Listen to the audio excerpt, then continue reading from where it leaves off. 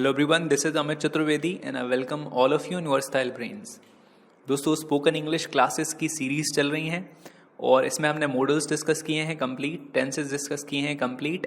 अभी हम uses discuss कर रहे हैं और इसमें भी हम 8 चैप्टर्स ऑलरेडी पढ़ चुके हैं. ये 9वां वीडियो है और 9वें चैप्टर में हम एक डिस्कस करने वाले हैं आज का यूज़, जो यूज़ है वांट्स का. दोस्तों एक ये छोटा सा यूज़ है, लेकिन कॉमनली हम इसको अपनी स्पीकिंग इंग्लिश में यूज़ करते हैं. बार बार इस तरह के सेंटेंसेस हमें बोलने होते हैं, इसलिए ये इम्पॉर्टेंट भी है. तो आज हम जानेंगे कि वांट्स को सेंटेंस में कैसे इस्तेमाल किया जाता है और इन्हें हम कब और कहाँ इस्तेमाल करते हैं.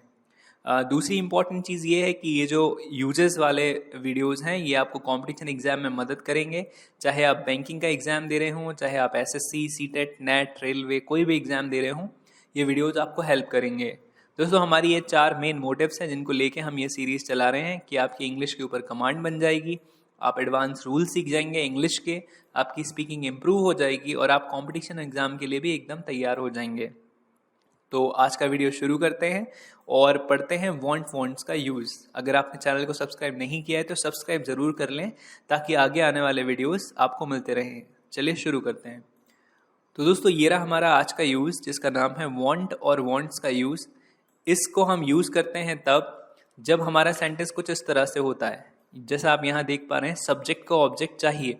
अगर सेंटेंस ऐसा हुआ जैसे कि उसे पैसे चाहिए, किसान को ट्रैक्टर चाहिए, या डॉक्टर को इंजेक्शन चाहिए, मरीज को दवाई चाहिए, या फिर प्रधानमंत्री को पावर्स चाहिए, या फिर नेता को वोट चाहिए, अगर इस तरह से सेंटेंस आते हैं तो हम उसको वांट्स लगा के बनाते हैं.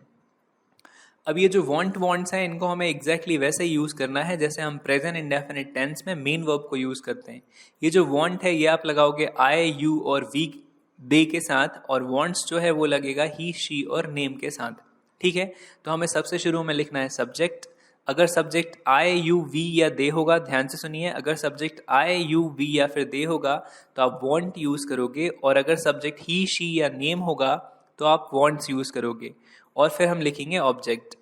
उसके बाद अगर सेंटेंस नेगेटिव है तो हम लिखेंगे सब्जेक्ट, उसके बाद हम लगाएंगे डू या फिर डज, उसके बाद हम लिखेंगे नॉट, फिर आएगा वांट और लास्ट में आएगा ऑब्जेक्ट.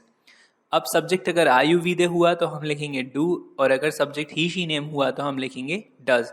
और नॉट जो है वो कॉमन है, दोनों के साथ हमें लगाना ही है. फिर यहाँ पे आएगा अकेला वांट और लास्ट में हम लिखेंगे ऑब्जेक्ट. दोस्तों ऐसा ही हमें करना है यस नो सेंटेंस में.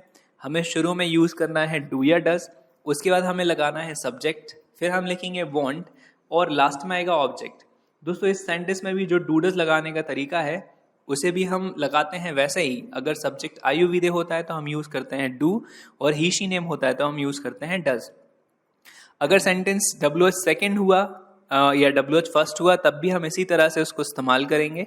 सबसे शुरू में WH फर्स्ट सेंटेंस में आप देखिए, WH फर्स्ट सेंटेंस में हम सबसे शुरू में यूज़ करेंगे WH फर्स्ट वर्ड, उसके बाद डू डज, और ये सेम ऐसा ही WH सेकेंड में WH सेकेंड, फिर नाउन, उसके बाद डू या डज, फिर सब्जेक्ट और लास्ट में वांट.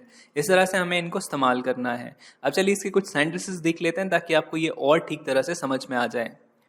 तो ये रहे आज के प्रैक्टिस सेंटेंस. जैसा मैंने बोला था ये छोटे से छोटे सेंटेंसेस होते हैं तो इनको बनाने में आपको ज़्यादा प्रॉब्लम नहीं होगी. जैसे ये सेंटेंस है मुझे नौकरी नहीं चाहिए, तो आपने सबसे शुरू में लिखा सब्जेक्ट आई के साथ आपको यूज़ करना है डू नॉट. ये मैंने शॉर्ट फॉर्म में डोंट लिख दिया इसको, डोंट. फिर हम लिखेंगे वांट और जॉब, तो आई डोंट वांट जॉब यानी मुझे नौकरी नहीं चाहिए.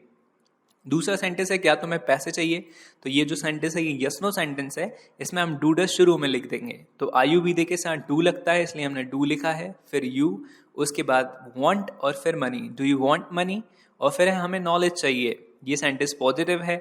आई, यू, वी, दे के साथ हम अकेला वांट लिखते हैं तो हमने वी के बाद वांट लिखा है, और नॉलेज को नॉलेज मतलब ज्ञान.